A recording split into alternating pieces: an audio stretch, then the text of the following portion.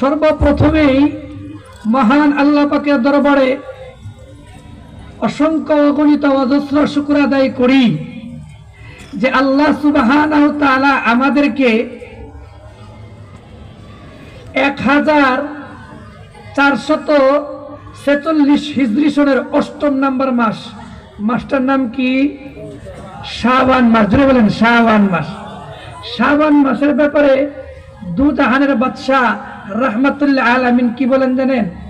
শাবানু শাহরি ওয়া রমাদানু শাহরুল্লাহ।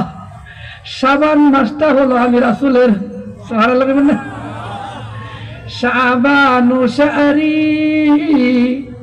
ওয়া রমাদানু শাহরুল্লাহ।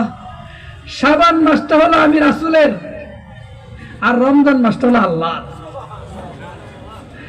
শাবান মাসটা কিভাবে আল্লাহ রাসূল পার করেছেন, অতিক্রম করেছেন, এটা আমি সময় পাইলে বলবো। তো এই 8ম নম্বর মাস হচ্ছে শাবান মাস।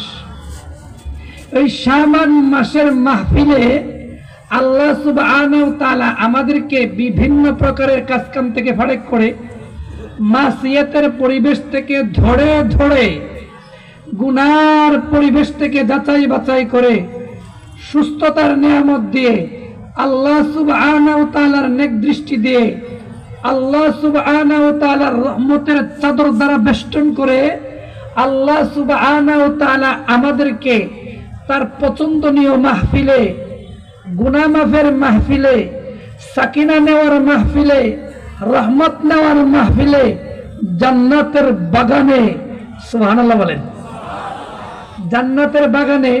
এটা কেন বললাম? আল্লাহ রাসূল সাল্লাল্লাহু আলাইহি সাল্লাম যখন মেরাজে যান তখন বলেন আমি জান্নাতটা দেখলাম।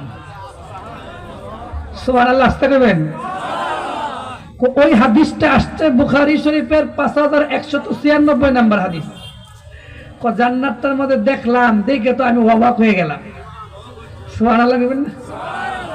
কেন অবাক হইলাম? জান্নাতটার মধ্যে উকি মাইরা দেখি খালি গরিব মানুষ, গরিব মানুষ, গরিব মানুষ। আমি কি মিথ্যা বলছি কিনা সত্য, গুগলে সার্চ দিবেন 5196 নম্বর হাদিস বুখারী শরীফের, লেখা সার্চ দিবেন পেয়ে যাবে। জান্নাতটা দেখলাম, দেখা আমি অবাক হয়ে গেলাম। জান্নাতটার মধ্যে খালি গরিব মানুষ, গরিব মানুষ, আর বড় লোকটিরে বাধা রাখছে। এই যে এখানে জান্নাতের আমি বাগান বললাম, এখানে কারা বেশি? জোরে আওয়াজ করবেন, কারা বেশি? এই জন্য আল্লাহ রাসূল কয় আমি দেখলাম, এই জন্য আমি বললাম এটা জান্নাতের বাগান। এখানে যারাই আসবে তারাই জান্নাতে সহজে যাইতে পারবে, বলেন সুবহানাল্লাহ। এখানে যারা আসেন নাই আমি দ্রুত বলবো তাড়াতাড়ি চলে আসেন, জান্নাতের কাতারের মধ্যে নামটা লেখেন। প্রিয় হাজরিন, আর জাহান্নামটা উকি মাইরে দেখলাম তো দেখে আমি আরো মাথাটা নষ্ট হয়ে গেছে। নাউজুবিল্লাহ জোরে বলেন। দেখি ওই জাহান্নামের মধ্যে মহিলা বেশি, মহিলা বেশি। এজন্য আল্লাহ রাসূল সাল্লাল্লাহু আলাইহি ওয়াসাল্লাম বলেন ওয়াত্তাকুদ দুনিয়া, ফাত্তাকুদ দুনিয়া ওয়াত্তাকুন নিসা। দুনিয়ার ফিতনা থেকে বাঁচো আর মহিলাদের ফিতনা থেকে বাঁচো। তো জান্নাতের বাগানে আসার বসার তৌফিক দান করেছেন, এই জন্য আস্তে সুবহানাল্লাহ বলবেন না জোরে বলবেন? প্রিয় হাজরিন, আজকে আলোচনার বিষয় হচ্ছে সাহাবায়ে কেরামের ঈমান। সাহাবায়ে কেরামের ঈমান কেমন ছিল, এই আলোচনা যদি আমরা শুনি তা আমাদের ঈমান বাড়বে। সাহাবায়ে কেরামের ঈমানের ব্যাপারে আল্লাহ সুবহানাহু ওয়া তাআলা তিনি সূরা বাকারার 13 নম্বর আয়াতে বলেন, এই আয়াতটা আমি খুতবার মধ্যে তেলাওয়াত করেছি। আমিনু কামা আমানান নাস।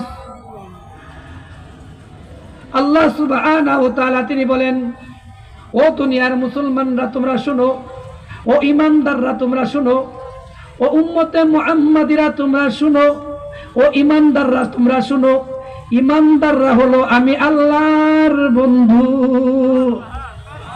এটা আমি বলছি, আল্লাহ সুবহানাহু ওয়া তাআলা বলেন আল্লাহু ওয়ালিয়ুল্লাযিনা আমানু, ইমানদাররা হলো আমি আল্লাহর বন্ধু।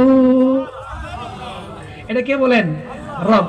ও ইমানদাররা শুনো, তোমরা ঈমান আনো যেমনি ভাবে মানুষরা ঈমান আনছে। ওই মানুষ দ্বারা কাদেরকে বুঝাইছেন? এই আয়াতের ব্যাখ্যায় আব্দুল্লাহ ইবনে আব্বাস রাদিয়াল্লাহু তাআলা আনহু তিনি বলেন, আব্দুল্লাহ ইবনে আব্বাস রাদিয়াল্লাহু তাআলা আনহু কে? তিনি হলেন রাইসুল মুফাসসিরিন, মুফাসসির জগতের সরদার, মুফাসসির জগতের লিডার, মুফাসসির জগতের প্রধান। তিনি আব্দুল্লাহ ইবনে আব্বাস রাদিয়াল্লাহু তাআলা, আল্লাহ রাসূল সাল্লাল্লাহু আলাইহি সাল্লামের চাচাতো ভাই।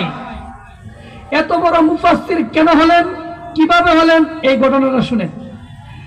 তার বয়স যখন 8 বছর, সুবহানাল্লাহ, আসতে কবেন, কষ্ট লাগতেছে আপনাদের?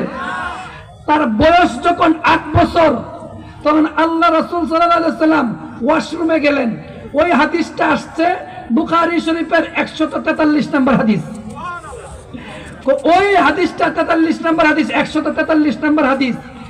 আল্লাহ রাসূল যখন ওয়াশরুমে গেলেন, একটার জন্য যাইলে আরেকটার প্রয়োজন হয় না, কি হয় কিনা? গেছেন, অনেকে দেখবেন প্রস্রাবখানায় গেলে বাথরুমের প্রয়োজন হয়ে যায়, হয় কিনা?